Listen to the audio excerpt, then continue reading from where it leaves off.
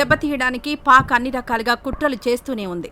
ఓవైపు పాకిస్తాన్ ఆర్మీ కాల్పుల విరమణకు తూట్లు పొడుస్తూ సరిహద్దుల వెంబడి కాల్పులకు తెగబడుతూ ఉంది. మరోవైపు పాకిస్తాన్ ప్రేరేపిత ఉగ్రవాదులు అమాయక భారతీయుల్ని పొట్టన పెట్టుకుంటూ ఉన్నారు.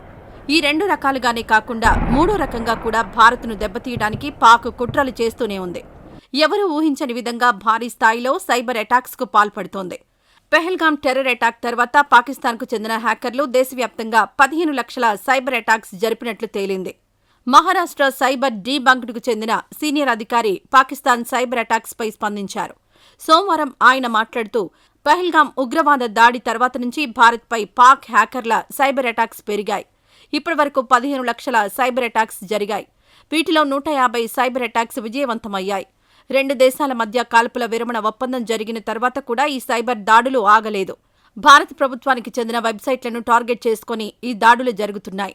కేవలం పాకిస్తాన్ మాత్రమే కాదు, బంగ్లాదేశ్, ఇండోనేషియా, మొరాక్కో నుంచి కూడా సైబర్ దాడులు జరుగుతున్నాయి. ముంబై ఛత్రపతి శివాజీ మహారాజ్ ఇంటర్నేషనల్ ఎయిర్పోర్టుకు సంబంధించిన డేటాను హ్యాకర్లు దొంగిలిస్తూ ఉన్నారు. అంతేకాదు, ఎలక్షన్ కమిషన్ వెబ్సైట్ను కూడా టార్గెట్ చేశారు. కాల్పుల విరమణ తర్వాత సైబర్ అటాక్స్ తగ్గాయి, కానీ పూర్తిగా ఆగలేదు. పాకిస్తాన్తో సంబంధం ఉన్నవారే సైబర్ దాడులకు పాల్పడుతున్నట్లు తేలింది. Malware campaigns, distributed denial of service, GPS spoofing వంటి సైబర్ దాడులు ఎక్కువగా జరుగుతున్నాయి అని తెలిపారు.